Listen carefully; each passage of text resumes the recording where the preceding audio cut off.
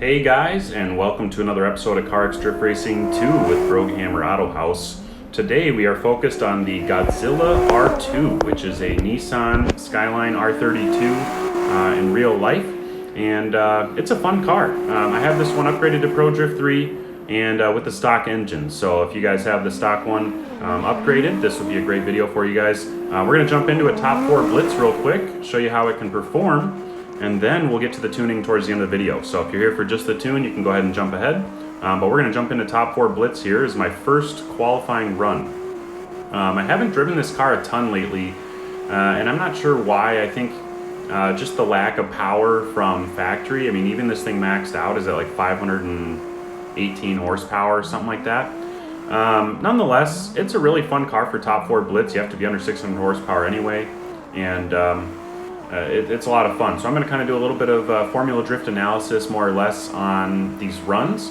Starting with the qualifying here, we're going to have, that was the end of the first qualifying run. We're going to have two more, and then we'll jump into all the comp stuff that's going to happen as soon as we qualify. So here's the second run. We got a nice little run up here to an initial entry.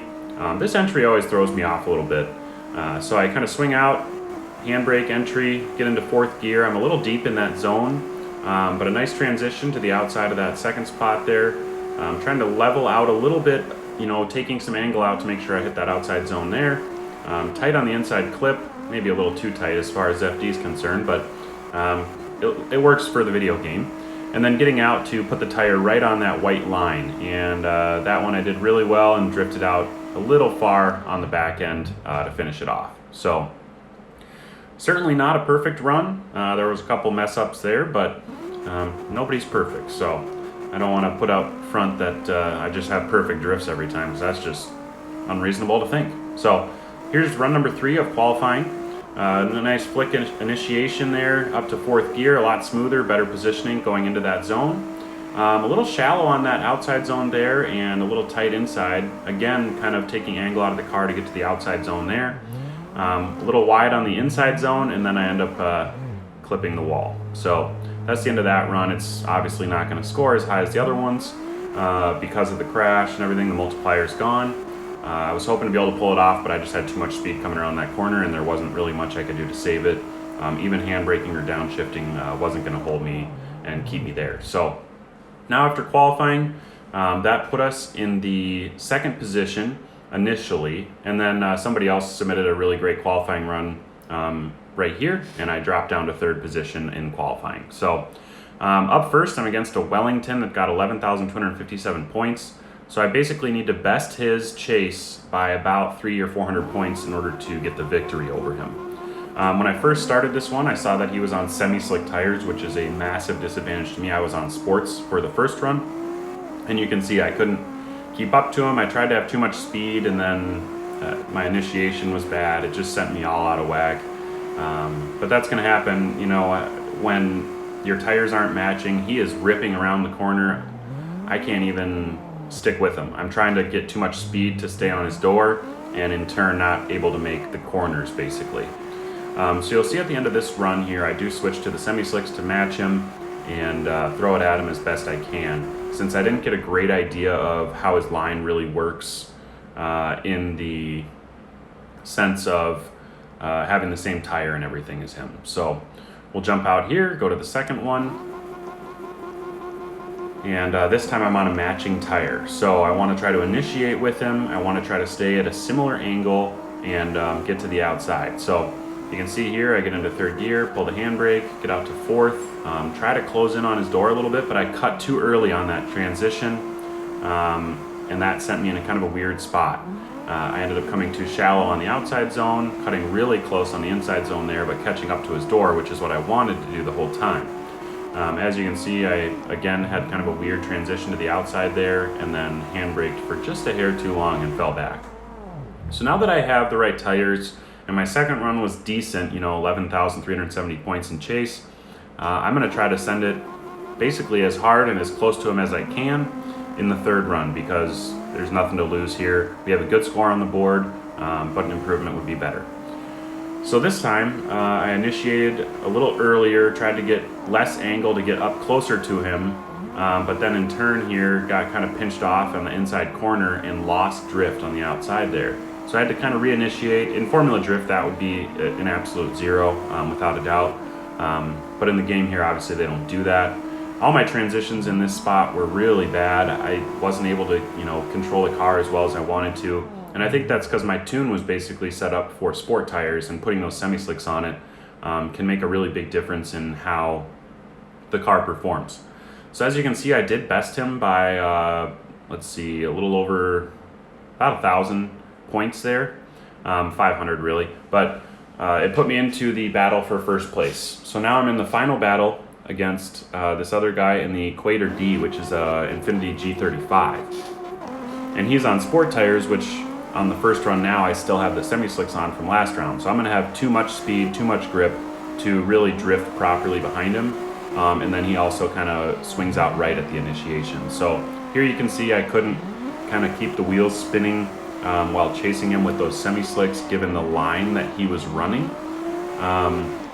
But it did get me excited for throwing my sport tires on, because I felt like our cars would be a very similar speed in the second and third run, in the hopes of pulling off a victory. Now he had I think like a 2,500 point advantage coming into this battle, and that's going to make a big difference. So we'll go for a sport tire now, drop down to that, and give this another shot. So second run, now I need to get some good points on the board so that in the third run I can really be on him as hard as possible.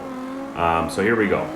Kind of just ignore that his Manji entry or his fate entry, so that I can get a better line.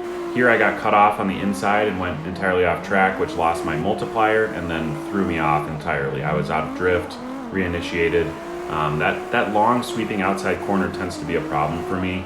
I don't know if that's the same for most of you guys, but it can be really challenging when you're trying to chase somebody. If you need to kind of handbrake to reset the car up, it'll throw you really far off on that line, because you need so much speed and momentum to maintain that outside zone.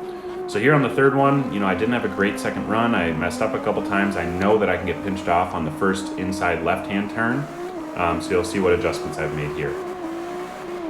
So I kind of swing with him a little bit, get up onto his door a lot more. I'm in a much better position at this point. I still swung a little too early, so I did have to kind of hold off and handbrake a tiny bit to make sure I didn't go off the course. But ran a better line in through here, chasing him. Still obviously not as close as I would like to be. But as far as the competition goes, it was the best I could do with what I had. I was able to run up on his door pretty good towards the end here and put together a nice finishing score of just over 12,000 in the chase position. And I thought that would be maybe enough, but in reality, he started so much ahead of me already. So here you can see I do have the lead with 45 seconds left, but he still had a run remaining. So then he went to his next run and ended up landing at now he's at 27,000 points, which obviously puts me in second place for a finishing position in the top 4 Blitz. These top 4 blitzes are super fun. I don't know if you guys have played them. They're super fast paced. They're not like the top 32s where you have to wait for a long time and you got to kind of sit there for 5 minutes between each round. So you win a little bit of cash, you get the podium deal, and that's going to do it for the top 4 blitz. So we're going to jump into the tuning stuff here in just a second, and we'll run you through that so you have an idea of it. All right, so let's hop into the body kits and tuning on the Godzilla R32. On this particular one, I have the missile body kit, which I think looks pretty nice, minus the holes in the trunk, whatnot. Looks a little funky, but this is the stock version. The CBW, which I think looks pretty cool as well. I just didn't want to spend the gold on it. Then the R&T, which is more of like the Rocket Bunny kit. You can see it's got the wider fenders. It's a little harder to tell with this paint job, but that would be the ultimate one to have, I would assume, but I wouldn't do that until I'd probably get an engine swap or something like that. So we'll jump into the tuning here. I do have this thing upgraded to Pro Drift 3. No engine swaps, just the factory motor. This will be in the tuning workshop under BrogAutohaus. So if you search it there, by the time this video is live, you will see it. So check it out. And then also, as we hop into the settings here, don't forget to submit some top 5 drift clips to BrogAutohaus@gmail.com. That email is in the description. Send your clips over, and I do a video every single Friday to highlight my subscribers' skillful driving. So as you can see, spring size we have at 9.9, 72 on the spring stiffness of the front, 70 on the sway bar, 0.03 positive wheel toe in the front, -5 camber, 8.9 degrees of caster and 70% Ackerman angle, with 58 degrees of wheel divergence angle. The bumps and rebounds, some people have asked how to have access to those. You do have to have the car to Pro Drift 3 before all the tuning availability is there. That includes the transmission tuning and everything as well. If you don't have it to Pro Drift 3, there's going to be tuning on here that you will not see on your screen. Here's the rear bumps. Rear camber is -1, 0.08 on wheel toe. No sway bar in the rear. That's to allow some more grip. This car is a little bit it's pretty gripped up, as you saw in the Top-4 Blitz that I was showing there.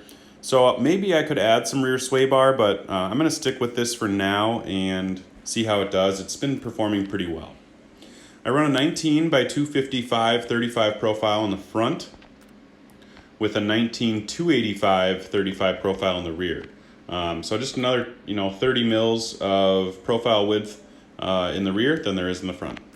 Engine's all the way maxed out, and even at Pro Drift 3, this thing only has 518 horsepower, which in my opinion seems kind of low. That's why I was having a little bit of a struggle in the Top-4 Blitz series, keeping up with people, because you can have up to 600 horsepower, and that extra 82 horsepower that could be there makes a big difference. If you never saw my S13 tune that I made specifically for the Top-4 Blitz, that car is right at 600 horsepower. So, and that's on the Wellington. Sorry, S13 Wellington, same deal.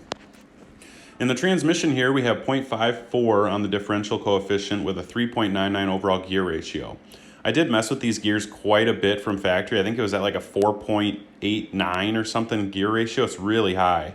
And then I had to raise down here for third, fourth, and fifth gear to a 162, a 136, and a 115. I've noticed in this car, I very, very rarely will use fifth gear unless I'm on some big, wide open, fast track. Otherwise, it's mostly a fourth gear vehicle the way it's set up right now. Gear shifting delay as low as possible. Reverse gear doesn't really matter. Okay, braking momentum I have pretty low, and I have a lot, 56% shared to the front axis, so pretty even braking on this one. I haven't messed with that, but I don't do a lot of foot braking, so it doesn't make a huge difference for me. The axis widths I kept stock. Mass is all the way down. Center mass height, 26, 24. I'll lower it to 24 just because I feel like that helps, but I've never noticed a big difference with how it actually performs. So obviously you saw the Top-4 Blitz. We're just going to hop out here, do a little bit of spirited driving, and then we'll finish off the video. So this car sounds great. It's, powerful enough, but, like I said, it's a little low on the power scale to what I would prefer to have it at. But that's being a little picky. It swings, it drifts really nice and smooth. Again, it's not the fastest car you're going to have. But nonetheless, it's kind of that notorious R32 Japan type of deal. It's an important car, the original Godzilla, and these things are just really cool. I would love to own one in real life, an R32. They're starting to go up in price going up in price quite a bit. But obviously nothing's gonna rival the R34, which is well over $100,000 now. Even just a couple of years ago, you could pick those up for at least a decent amount under 100 grand, but now they are just skyrocketing in price. So that's going to do it for today's video, guys. Don't forget to like the video for me. Appreciate it. It helps out in the algorithm a lot. We hit 3,000 subscribers officially, so thank you to everybody that watches the videos, comments down below, has suggestions, and if you guys have any videos that you want to see or certain car tunes, leave a comment below, and I'd be happy to make some tunes for you guys. So have a good one. Put your life in drive. We'll see you next time.